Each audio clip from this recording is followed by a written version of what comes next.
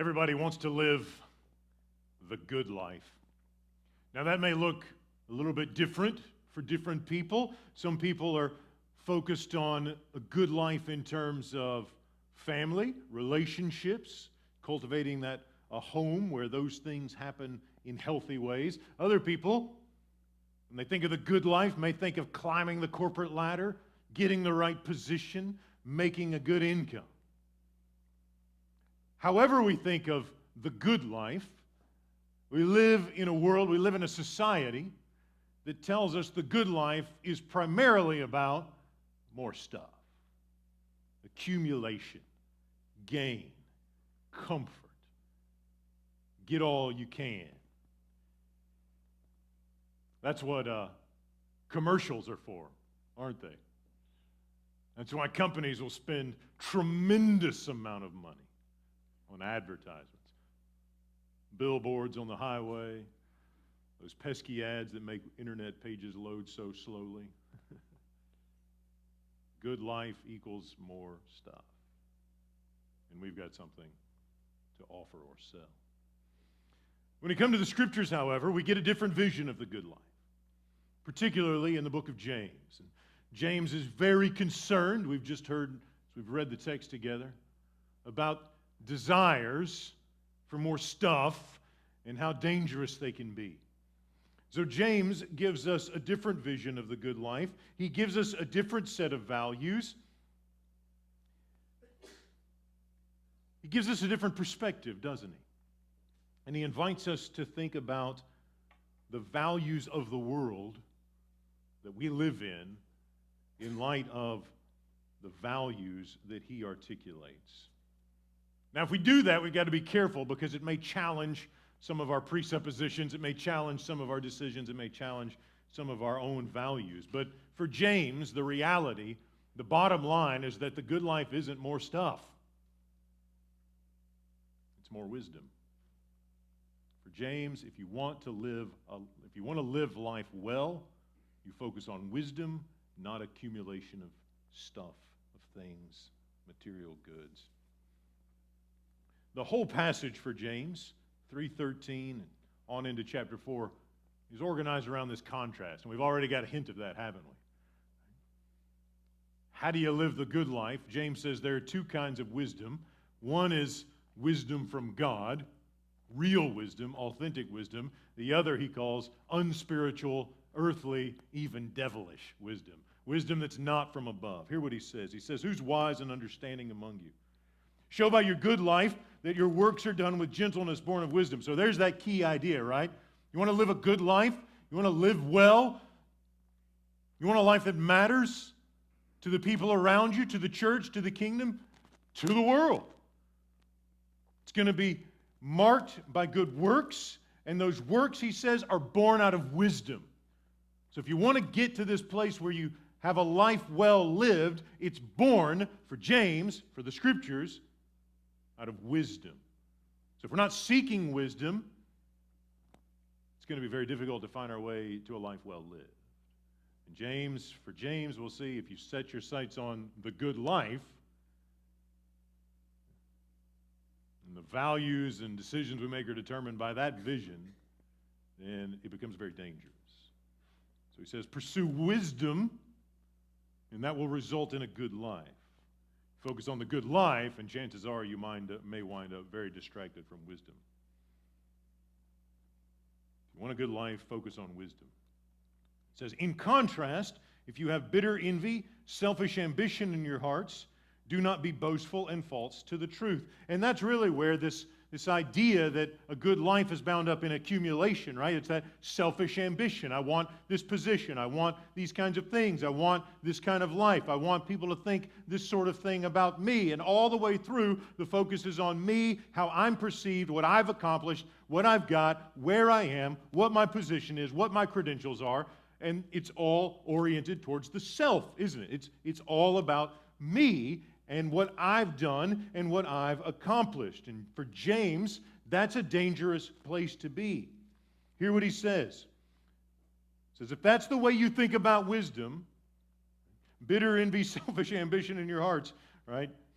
It's boastful and focused on the self. He says, such wisdom, he's kind of saying this tongue-in-cheek, right, because it's not really wisdom. He says, that sort of wisdom doesn't come from God. It doesn't come from above. Instead, it comes from, it's earthly wisdom. So that's where we kind of get this idea where godly wisdom in contrast to earthly wisdom. And James isn't satisfied with just saying it's earthly wisdom either. He says it's unspiritual. It's not the sort of thing that is marked by the work of the Spirit of God. It's not the kind of thing that God's Holy Spirit works in His people. For James, that's not enough. He says it's really devilish. And this kind of selfish, self-oriented, boastful, self-promoting, what am I going to accomplish? What am I going to accumulate? What am I going to gain? How am I going to set myself up with the good life? James says it's really devilish. It's wisdom not from above, but from below. Wisdom from the devils in hell. You kind of want to say, James, why don't you tell us how you really feel? And he's happy to do that, isn't he? And when you look at these two different attitudes towards, godly wisdom, wisdom from above, or earthly wisdom, devilish wisdom, as James calls it, wisdom from below, they are marked by very different sorts of things. For James, God's wisdom, godly wisdom, is pure, it's peaceable, it's gentle. It's willing to yield. Did you hear that? He says, this divine wisdom it doesn't insist on, I'm right. It's willing to yield. When we insist on being right, we know our focus isn't on how does God want to work in me. Our focus is on I want to vindicate myself here. So James says wisdom from above is willing to yield. It doesn't have to win every argument. It's very hard for some of us. Apparently a lot of folks right over there, it's very hard. Or their spouses want. That's what something's going on there, isn't it? This side of the room is fine. This side of the room, it's a whole different story. It's very hard for some of us. We like to be right. We like to win. We like to make our case. But again, where's the focus? Is it, what does God want to be doing in this place in me, in my life, in my circumstances? Or is it, how am I going to show that I'm on top? Right? James says, this sort of wisdom is willing to yield. Wisdom from above. Verse 17 is where we are. Pure, peaceable, gentle. Willing to yield, full of mercy and full of good fruits. And what's going on? Really, what's happening there is the character of Jesus is being reproduced in the lives of the people who have this wisdom. Can we see that? Peaceable, pure, willing. Of all people, Jesus is right when they come with swords and spears to take him away to the cross. He's in the right. He's done nothing wrong, and yet he yields his life for the sake of another, for our sake. He's willing to yield. He doesn't insist on his rights. And in that, he's overflowing in mercy. And the result is good fruit in his people and in the world that he's made. Right? Wisdom from below, for James, in contrast, we've already said is unspiritual. For James, it's demonic. Right? This self-oriented thing. He's a straight shooter. He just says, look, that's demonic kinds of stuff. You got to back off from that. That's not the character of Jesus. It's the character of devils. He says it's associated with envy. There's this selfish ambition. He says it's marked by disorder and hypocrisy. This is a big contrast. These are very different things. And anytime we come to the Scriptures and we see these kinds of big contrasts, there's really this implied invitation to do some diagnostic work, isn't there? What kind of people do we want to be around? What kind of people do we want to be? People marked by peace, gentleness, good fruit, or people marked by this sort of selfish ambition, insisting on my rightness? Where do we want to live our lives? What do we want the tone of our homes to be, the tone of our church to be? What do we want our own character to be? This leads to massive problems in communities, as far as James can tell. We get on into chapter 4. He says, these conflicts and disputes among you. We don't know a lot about the congregation. We really don't know anything about the congregation that James is writing to other than what shows up in the letters. Nice thing about Paul's letters, he tells us the city he's writing to, and we can kind of do some archaeology and read some documents and learn a lot about a place like Corinth or Ephesus or Rome. We've got a lot of information. James doesn't give us those kinds of hints, but from the text, it appears that there's a conflict happening in the book of James that he's addressing in this letter. It says, these conflicts and disputes that you're having, where do they come from? He says, I'll tell you where they come from. They come from cravings that are at war within you. You want something and don't have it, so you commit murder. I can only guess that he's speaking hyperbolically there. I can't imagine people in church murdering one. I mean, maybe they are, I don't know, but you get the idea. I mean, there's some severe conflict and anger going on here for James. He says, you want something, you don't have it, so you commit murder. Maybe he's thinking about his brother's thing about if you're angry with someone, you commit murder, like Jesus in the Sermon on the Mount. Maybe that's where he's going. It says you covet something, right? There's something you want, you can't quite get your hands on it. This is the fruit of this selfish ambition we were talking about, wisdom from below, wisdom from the devil. He says you want something, you covet it, you cannot obtain it. This is verse 2, chapter 4. So you engage in disputes and conflicts. I mean, maybe he's talking about formal disputes like a lawsuit or legal action. Maybe it's just a family feud, or maybe there's factions in the congregation. Whatever it is, James has a big problem with it, and so he's going after it full on. Your covetousness, your selfish ambition, your self-focus, this worldly wisdom marked by the desire for accumulation, right? This is the thing. You've been listening to the commercials. You want the stuff. You can't get it, so you engage in these disputes and conflicts.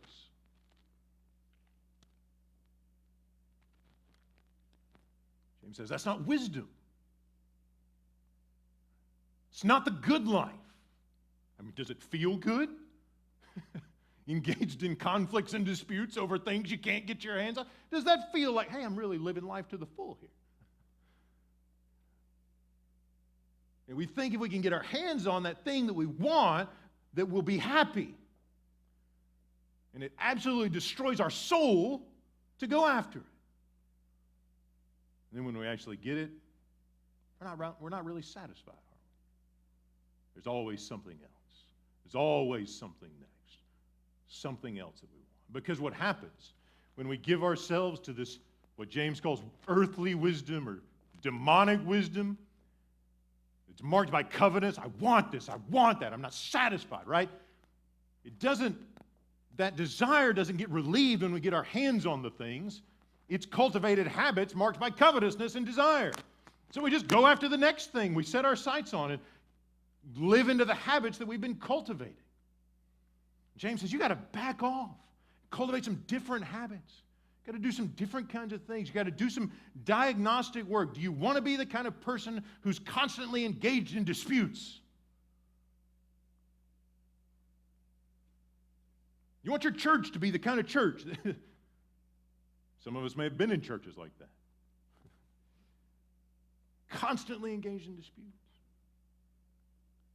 That's not a church focused on, it's impossible to be oriented and given completely to God's mission in the world if there's infighting and battling and things like that. One of my biggest frustrations with the big United Methodist conflict, if you're in the know on this, this is for you. If you have no idea what I'm talking about, we'll get back to James in just a second. But one of my biggest frustrations with the conflict that's happening in the United Methodist Church is how much our attention is distracted from our mission. Resources, time, attention. I would much rather be planning a mission trip than figuring out who we're going to elect to a general conference or something like that. And when the church gets embroiled in these conflicts that are about agenda, and here we are, and we got to have this, and we got to do this, and don't get me wrong, it's absolute necessity for the church to defend the faith. But when we find ourselves embroiled in those kinds of conflicts, it distracts us from the mission. It takes away our energy. James wants to see the church resist those sorts of conflicts. Whether it's my agenda for a denomination or whether it's Just my own individual covetousness for things I can't have and don't need. It says wherever it is, at whatever level of church, society, congregation, individual, wherever it is, James says, it's not healthy. It's not good for you. It's creating a life marked by strife and pain. And you think it's the good life. If you want the good life, James says, go for wisdom. Go for wisdom. And so we need to be doing these kinds of diagnostics, paying attention.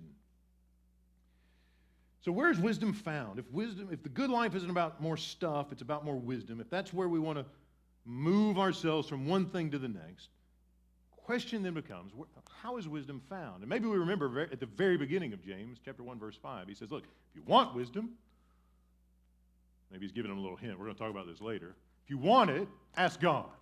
If you want it, just ask God. What does that look like? Take a look at verse 7, chapter 4, verse 7. Submit yourselves, therefore, to God. All right, you've looked at good life defined by the devil.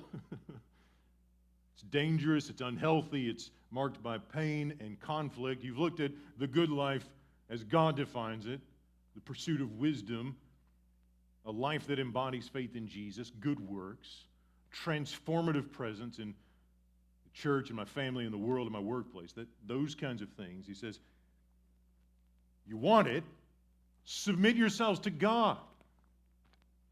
Resist the devil, right? He's already told us that selfish ambition is devilish, so now he's saying resist the devil, resist those inclinations, he will flee from you. Instead, draw near to God, verse 8, and he will draw near to you. So we're kind of, if we're thinking about wisdom, and if you want wisdom, you ask God. He says, let's expand, let's amplify that a little bit. Right? Seeking God's mind in the pursuit of wisdom means running from the devil. Which means identifying the places, where are the places in my heart that are marked by covetousness?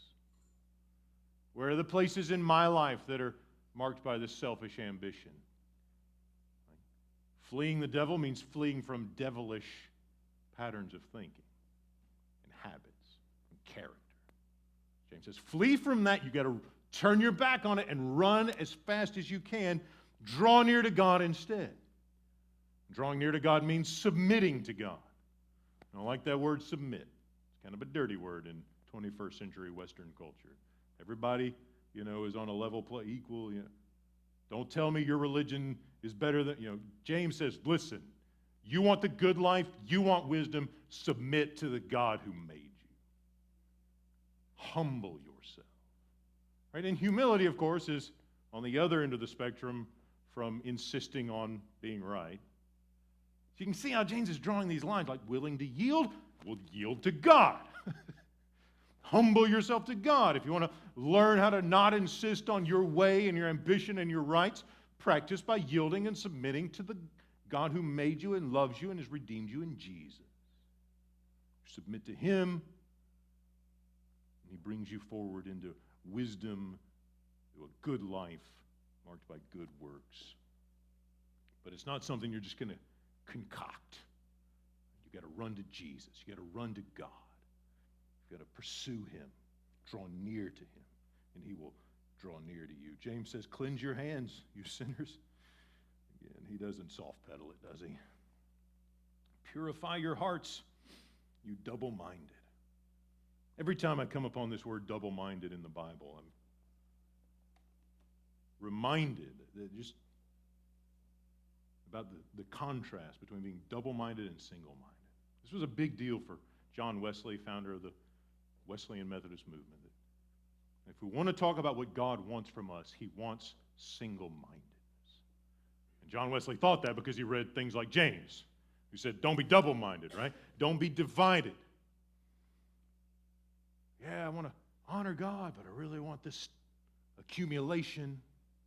Right? I mean, these folks are going to church. That's where you hear a letter like this. It ain't showing up at their house. They're gathering with believers. They're putting on a show. Hey, we're here. We're checking the church box. We attended this week. Here we are. James says, you show up, but you are double-minded. Your minds are marked by selfish ambition and conceit and self-promotion. He says, don't be double-minded. You be single-mindedly focused on the God who made you, who's revealed in Jesus. You draw near to him, you submit to him, you yield to him, you give yourself to him, and he will make you wise. And wisdom is the key to a life well led. Right? Not stuff, wisdom for James. I'm struck by the imperatives. He just lays it on one after another with these commands. Like, here's what you do. There's no, well, I want to be wise. I don't want to be marked by covetousness. What do I do? James leaves no question. Submit to God. Flee the devil. Draw near to God. He will draw near to you. Right? Cleanse your hands. Purify your hearts. Lament over your selfishness. Mourn and weep. I mean, here's the, friends, when was the last time we really lamented over our sin? I mean, to just take a second, do a little diagnostic. We can probably remember the last time we, let that stray word slide out or spoke in anger. Maybe that secret covetousness we haven't actually, no one else knows about. When we have that, I mean, is there a lament? A sorrow? Like, is my heart grieved when I find sin there? That's what James says. That's what our response should be. Not, it's okay, it's cool, God's a nice guy, lots of grace around, and just sweep it under the rug. We don't have to worry about that kind of stuff. James says, look, when you find things that don't align with God's best, it should break your heart. You should weep over it. And I suspect, friends, this is part of the problem, I think, with the American church, is we don't weep over our fallenness. We don't grieve over the darkness in our hearts. And we don't go to Jesus to heal it because we get along with it just fine. Imagine what it would do in our walk with Jesus if we wept over our sin. Jesus sure did. The Gospels tell us how he stood overlooking Jerusalem, lamenting the city's failure to turn and repent. And that lament led him to the cross. That grief, that sorrow motivated him to do something about it. And his action, his self-giving love is our salvation. And he desires, and this is what James is all about, Jesus desires to reproduce his character in us. Now, if we come to James and we just kind of think, all right, I just got to work harder. Just got to kind of strengthen up. I got to purify my heart. I got to do these things. I got to just try, and I got to learn how to do all the stuff. Like, that's not what James is saying. He's not saying work harder at it. Remember, he's saying submit, yield, surrender, humble yourself. And if you do that, right, people who are humbling themselves are not, hey, look at me, I did it. I've disciplined my heart. I've conquered covetousness. Right? It still focuses on the self, isn't it? James says, humble yourself. Submit. Trust God to work in you in ways you can't work in yourself. Trust God to change you in ways you cannot change yourself. Trust him. Draw near, and he will change your life. Can't do it yourself. You need him to do it for you and in you. I wonder if we can just take a minute to pray together.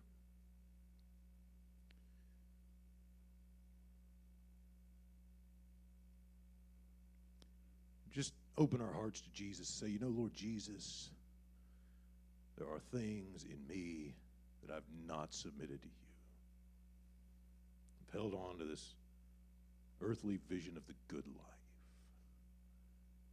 And I need you to do something about it. The invitation is to humble yourself and submit to Jesus. Maybe you want to do that just now.